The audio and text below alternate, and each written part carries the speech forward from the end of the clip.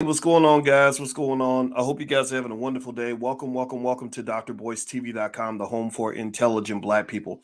My name is Dr. Boyce Watkins, and I wanted to come in because I wanted to talk about a survey that I took amongst Black men because I care what Black men think. And it has to do with this image that you're looking at on the screen. Ciara and Russell Wilson went to the Oscars. I think this is the Oscars or maybe the Grammys or something. I don't follow any of those white award shows, and they showed up with Ciara looking beautiful, but really leaving nothing up to the imagination. And so I asked Black men what they think about this. How would you feel if your wife were to come dressed like this? And I want to ask you all this as well to follow up on this question, because there is a conversation about family, wealth, feminism, everything else, Black men and women understanding each other that I think might be worth discussing. So get comfortable, buckle up your seatbelt. We're going to get started on drboystv.com right now.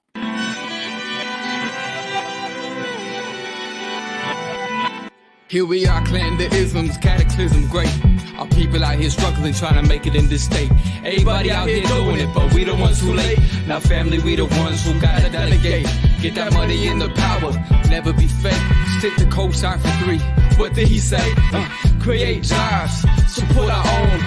Educate the same and buy back your home. Got 3 degrees, triple 10. 3 PhDs, now we on the CNN. DBTV, let's talk about negligence. Ignorance is bliss, but we can turn it to intelligence. Believe none of what you hear, half of what you see. Let's break it down here on Dr. Boyce TV. Here we are. Hey, what's going on, guys? Welcome to drboystv.com, the home for intelligent Black people. My name is Dr. Boyce Watkins. And I wanted to come in and talk to you guys about this. And this is a kind of an awkward conversation, I'll admit. But I really wanted to know what you think because I'm really curious to get a sense of where the world is going and how we can sort of view things. It has to do with this image that you're looking at on the screen. Ciara and Russell Wilson showed up to the Oscars, Grammys, whatever the hell it was. I don't remember which one it was. And Ciara really came through looking naked. I mean, she really came through. Ain't nothing out there to the imagination. I don't know if I can see a nipple or not, but it's pretty heavy. And I put it on my Instagram. My Instagram is The Real Boyce Watkins. And some of the comments that you guys threw in there were pretty interesting. I just asked a basic question. And I said, fellas, if this were your wife, and I'd love for you to answer in the chat. Feel free to answer in the chat. Fellas, if this were your wife, how would you feel? Would you feel okay? You know, would you say, go, girl, you're being confident? Or would you say, come on, baby, like this is a little bit much? What do you all think? And I think this is important because I think that it's interesting to talk about some of the stuff that money makes us do, and ladies, I'd like to ask you, ladies, would you, if you were with your man, let's say you're married to a rich man like a Russell Wilson, you're successful, your mother, everything else, would you consider wearing an outfit like this? If your designer just said, hey, you look great in this would really rock the Oscars. You'll be the hottest thing there. You'll be talked about on all the tabloids. Would you wear something like that? And I asked that question because now, mind you, my wife wants to talk about this a little bit too. So we're going to do a pillow talk. My wife and I have a podcast called Pillow Talk with Dr. Boyce and Dr. Alicia Watkins. But I wanted to come in and kind of have a conversation that was more to the family financial side of this, because I really was curious to know what you all thought about this. And so I see Marnita says, hell to the no. Let's see here. Somebody says, I bought a used Gucci belt for 30% off. I didn't need an Infinity. Is that a good deal? Okay, I don't know what that answer means. I'm sorry. I'm trying to follow you, Super Mac, but I'm a little bit lost on that one. Love singing the theme song. Do not cut it short, please. Oh, the theme song. Okay, Josetta. I'm sorry, ma'am. I love you too, baby. So thank you for those kind words. Max Jerome says no. She's a singer who knows how to get noticed. Okay, so maybe this. Okay, I of Hebrew says this shows desperation.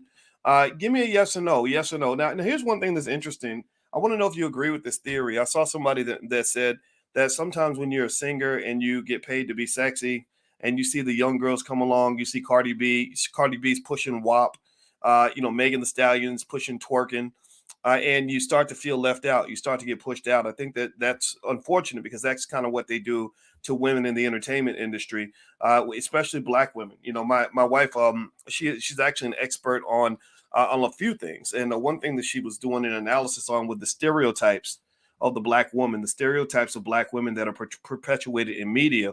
And one of the stereotypes, I think there was the Mammy, the Jezebel, the Sapphire, and all these other stereotypes. And I remember noticing that a lot of them centered around either being the Mammy or the hoe. That if you are a black woman and you're trying to perform, you got to be shaking booty, you got to be showing body, you got to be, letting it drop, letting it all hang out. And I think that can almost make you feel empowered when you're 25.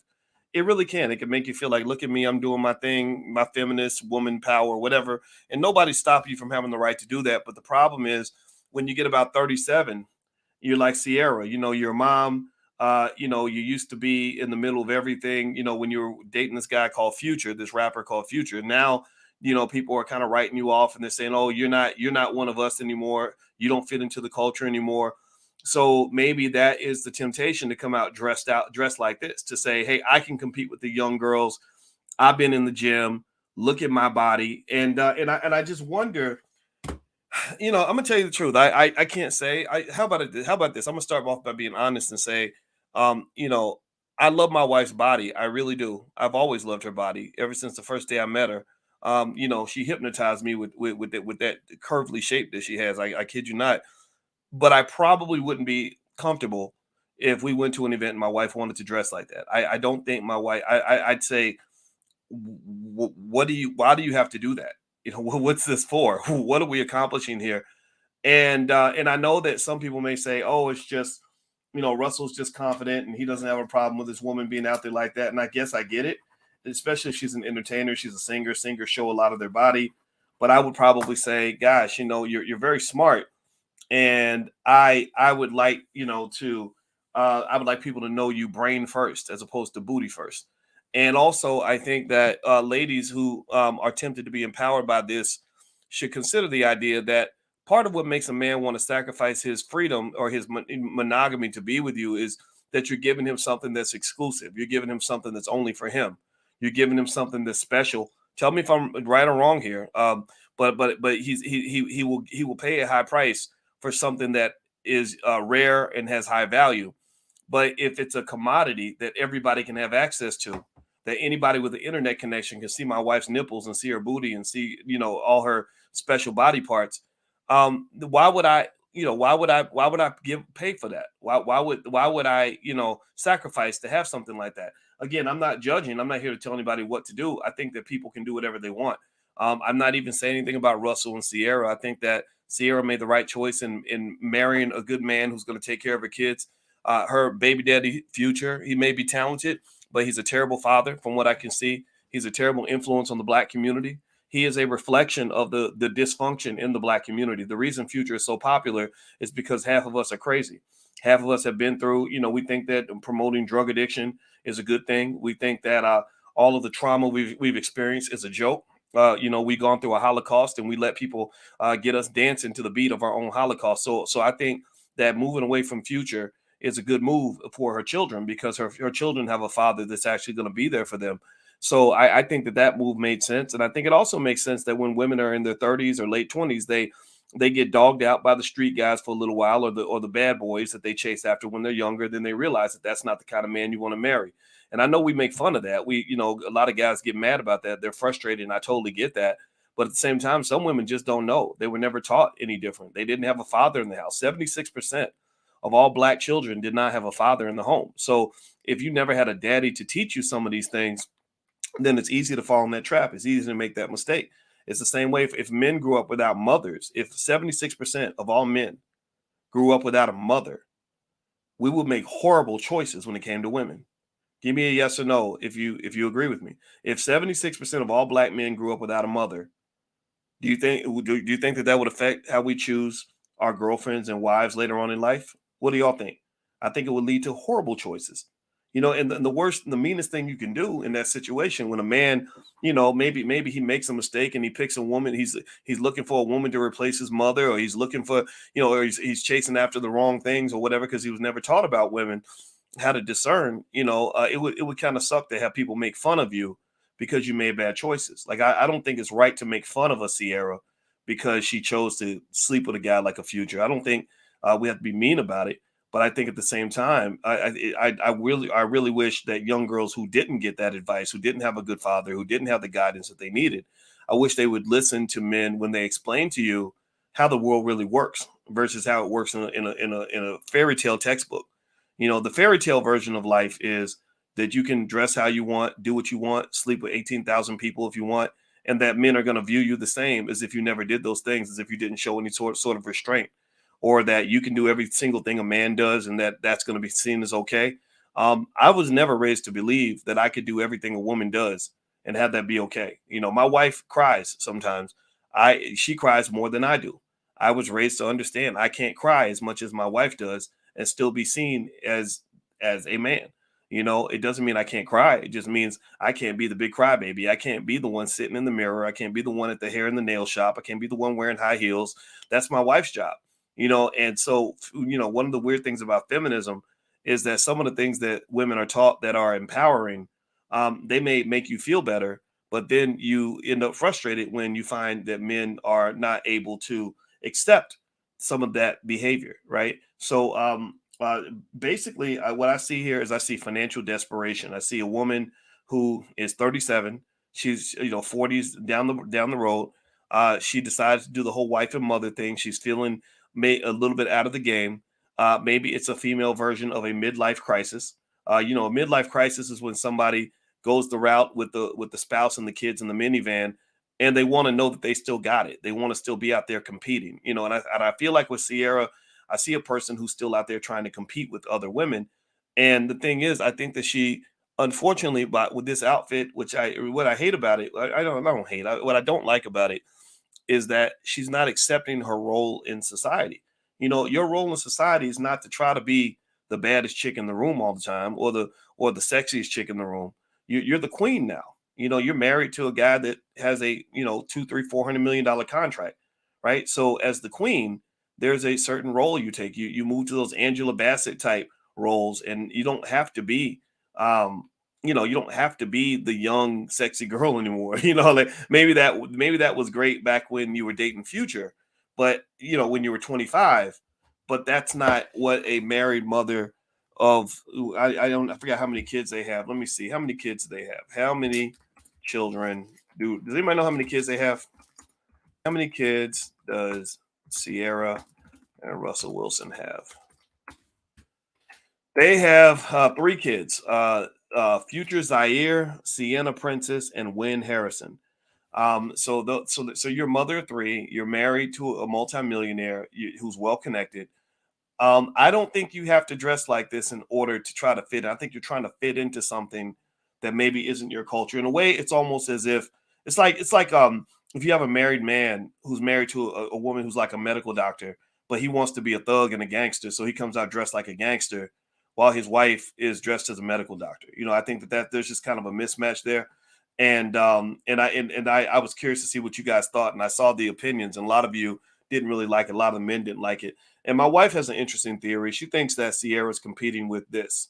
If y'all remember, Beyonce came out, and she's also, I think Beyonce is she 40 yet? How old is Beyonce? Let me see. Beyonce's 41, right? So Beyonce, came out with her booty out. My wife's theory is that when Beyonce did this, a lot of women would start doing this. And she also feels that Beyonce might be trying to compete with Kim Kardashian. Because if you remember, Kim Kardashian was the first one who did that pose with her booty out. Now, Kim Kardashian is 42 years old. So, it's kind of funny. You're getting this kind of like old hoe energy, no disrespect, but that's what I'm honestly, that's the first thought that comes to mind. This kind of old hoe energy, like you're really trying to hold on to 25 when really, God meant for you to have a transition, being the distinguished elder, but instead you're still trying to be the hot young girl. And I just don't know if that's a winning battle. It's like even with men, men, when we're young, we want to fight to be the strongest and the baddest and the toughest. But then there's a point where that doesn't work anymore. You're now 60. You can't be the toughest, strongest, baddest guy in the room anymore. You have to find other ways to exert your strength. You have to find other ways to earn your respect. It can't just be like, I'm going to beat up everybody and I'm going to go and, bench press 400 pounds and all this other stuff, because that's a young man's game. Like, that's a young guy's game. But there are other ways that a man can be powerful and have a presence and be impactful without trying to be what he was when he was, 22 years old. And I really kind of feel like this is not so much their fault per se. It's really the entertainment industry. I think the entertainment industry kind of does this, where if women are not, especially black women, are not trying to sexualize themselves, they don't get an opportunity. There's a lady named what was it? Was it not Yo Yo? E40 sister, Sugar T, E40 sister is a friend of mine, and Sugar T was telling me how she was very frustrated that, as hip hop got older, they dumped the women because the women were not young and sexy anymore, and they started aiming for the women who are rapping about their vaginas, and the women who were twerking on at the drop of a hat. And whereas men can get old and we got gray beards, Snoop Dogg looking old and wrinkled and everything else, and still has swag. He's still got a career. Ice Cube, I talked to Ice Cube the other day. Ice Cube is still rocking and rolling and getting things done. So the older guys, Dr. Dre is still relevant, performing at the Super Bowl. But where are the female rappers from the early 90s? Where are the female rappers? What happened to them? Well, most of them are kind of like they have no career. And it's sad because they're more talented than the Cardi B's. Give me a yes if you agree with this. They're more talented than the Cardi B's. They're more talented than the Megan Thee Stallions, or at least just as talented. They just don't get an opportunity. So anyway, here's that picture that Kim Kardashian did back in the day on Paper Magazine. This is one of the first pictures of somebody with their butt out. I'm kind of nervous because I'm thinking YouTube is going to like ban me or something for showing a booty on the internet. But so Kim Kardashian did this in Paper Magazine. Now, this is a while back. This is 2014. So what was that, 9 years ago? So Kim at that time was in her early 30s, but now she's 42. Beyonce also did a pose with her booty out. You can't see her booty, but believe me, it's there. Believe me, it's there. And then you have this, right? And so it's almost like it becomes like this interesting race to the bottom. It's like, okay, who can be, the biggest hoe in the media industry, so that we can, really, keep staying relevant, sell records, get attention, or whatever it is. And I just don't know how that works out. I'm not here to judge it. I'm not here to stop it. I'm not here to tell anybody what to do. But I can tell you this. I can say that I love my wife. Man, y'all know how much I love my wife. I think black women, we don't love on them enough. And I brag on my wife deliberately because I think that when a black woman does right by you, we should honor that woman. And I honor my wife, and I don't care what any punk has to say about it. Y'all could just be a punk. I'm gonna keep on sitting next to this lady and talking about how much I honor and admire her. And let me just say this, I don't really know how I would feel if my wife were to go and show her bare booty to every man that walked by. I just don't. I wouldn't stop her per se. I don't know what I'd say. I don't know. I don't even know. Thank God we don't even have to have that argument. And I think it's every man's right to have that discernment. And I think that one of the failings of feminism, the anti-family, anti-black wealth failings of feminism, is that I think that there is kind of this false message that a person, male or female, that they can do whatever they want and have no consequences. That nobody is supposed to react to it. Nobody's supposed to. You can be as fat as you want, and anybody who says anything about your health is fat shaming you. You can sleep around with as many people as you want, and anybody who warns you about things like STDs or just says I don't really want to marry somebody who has been around that much, we want to attack that person. But at the end of the day, there's the way the world works, and then there's the way these social engineers want the world to work. They want the world to work as if people can do whatever they want with no consequences. But that ain't the way the world works. There are consequences for every choice that you pursue. There's consequences for every decision that you make. And there's choices that we make in our lives that have an impact. So again, I don't think Ciara's made the worst choices. I imagine between her and Russell, it's fine. They've worked it out. But I can tell you this, ladies, and any ladies who are looking at this and saying, oh, yeah, maybe that's what men like, right? Because maybe you go on Instagram and you see some lady who's showing her booty on Instagram and she's got 10 million followers or whatever. And you're thinking, oh, yeah, this is the way to get men's attention. Let me just tell you, I hope it's OK if I go Uncle Boyce for a minute. I'm not trying to tell you what to do, but I like to go Uncle Boyce every now and then for people that maybe didn't get this advice. But I can just tell you, that's not really good attention. That's just men behaving and reacting based on a primal instinct. That's not men really wanting to be devoted to you. That's not men wanting to share rich men wanting to share their true wealth with you. That's not men that want to make children with you. That's just men who are salivating after you. And I don't know what that energy ends up turning into over time. Right. So that's my 2 cents on it. My wife has some things to say about it, and I think I'd rather hear a woman's opinion than just hear mine, because I don't want to be a judgmental man. I can only say that, I don't think I would wear that outfit, or I don't think I'd want my wife dressing like that if we were hanging out. And I would say that directly to her. You can do whatever you want, babe, but some stuff, if you did it, I don't know if I'd be your husband, right? Yeah, I don't know if you'd be Mrs. Watkins right now doing that. In fact, actually, before I met my wife, there was a beautiful lady who was very intelligent that I was, I learned a long time ago that before you connect to people, you got to vet them out. And because I've been in the public eye for a while, I don't rush in. I never rushed into relationships. If I liked a woman, I would observe her behavior for several months before I even let her know I was interested. And there was one lady where I observed her. She was gorgeous. I met her in person. She was so sweet and intelligent. And then I saw her on social media, and she was just kind of doing some stuff that was embarrassing. And I said, God, I'm so glad I dodged that bullet. I'm so glad I didn't let her know I was interested before I took the time to get to know her. So take the time to get to know people. Don't dive into stuff.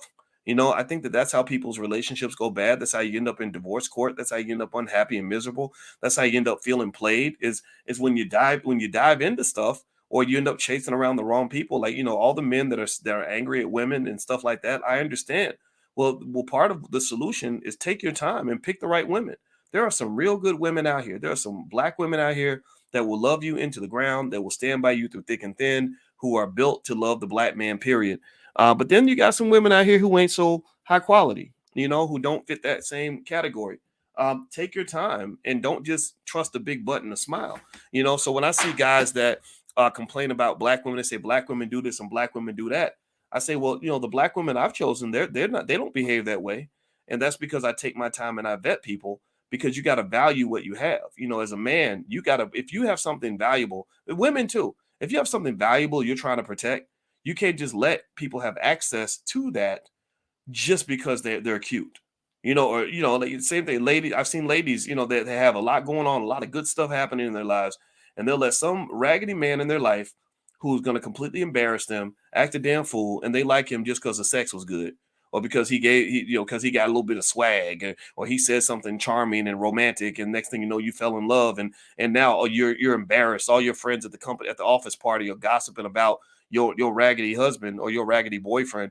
I've seen that up close. I saw a lady who was a corporate executive who was making 7 figures, and she married a guy who had just got out of jail because I guess she liked the sex.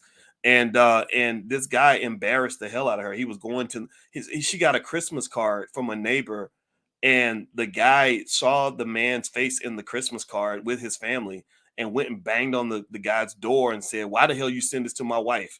Like, he was going to beat up the guy because he sent his wife a Christmas card, and not to say every dude in prison would act like that. I know a lot of guys that went to jail who are good, really good, decent people, but it was just kind of like, it made me think, what made you decide that this man fits into your life? And this is actually where I go financial with it. You guys know I'm an expert in finance. That's what I do.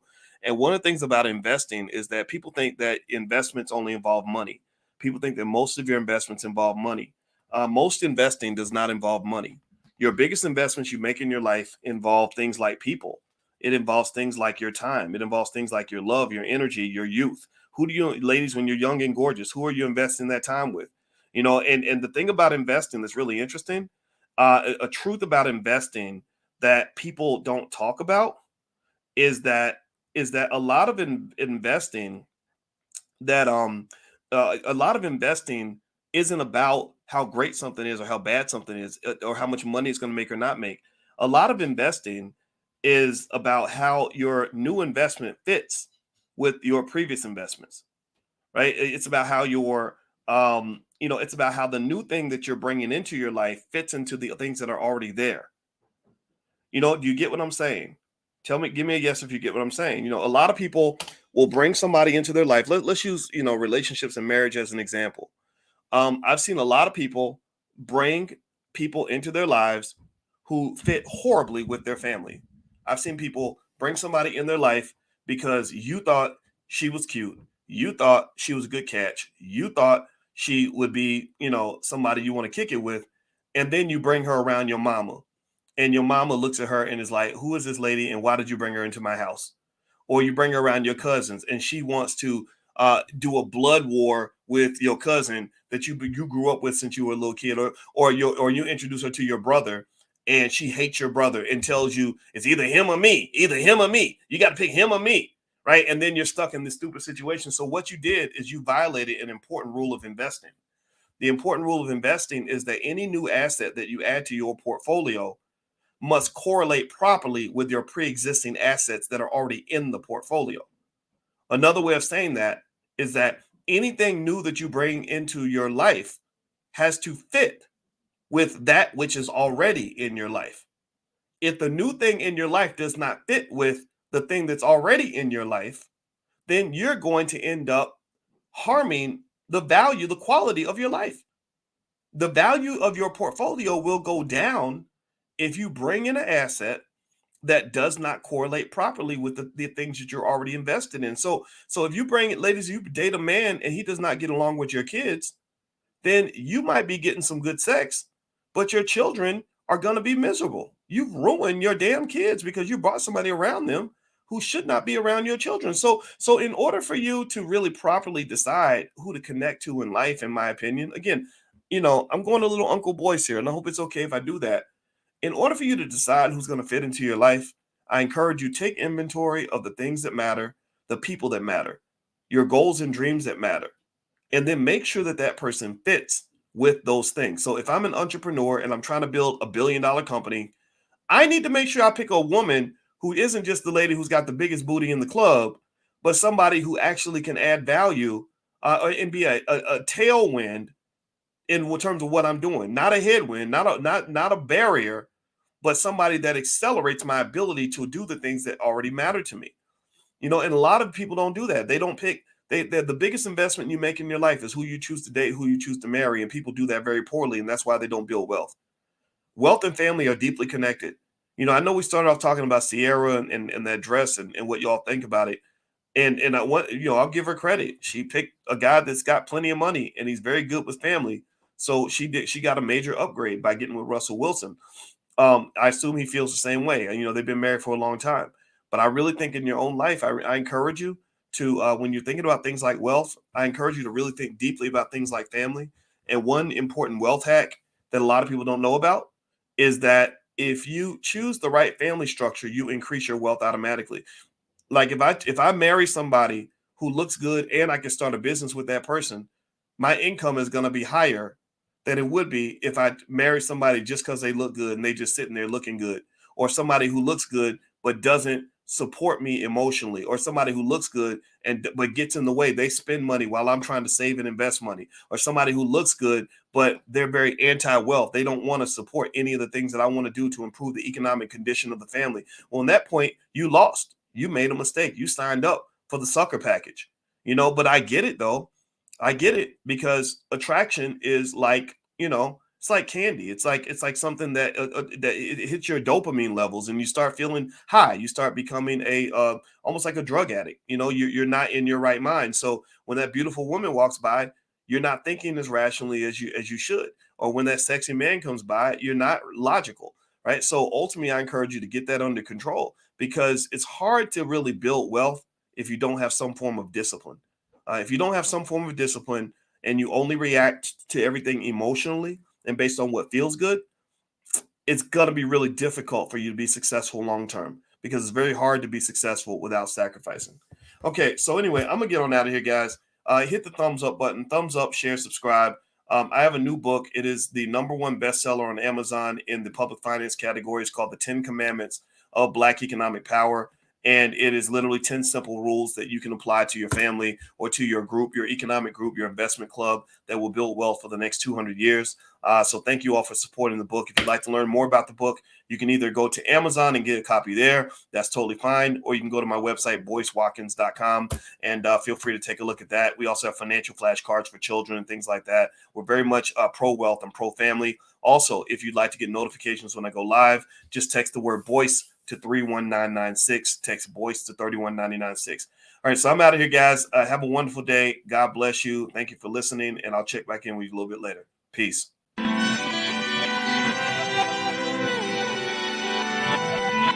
Here we are, clan the isms, cataclysm great. Our people out here struggling, trying to make it in this state. Everybody out here doing it, but we the ones who late. Now family, we the ones who gotta delegate. Get that money in the power, never be fake.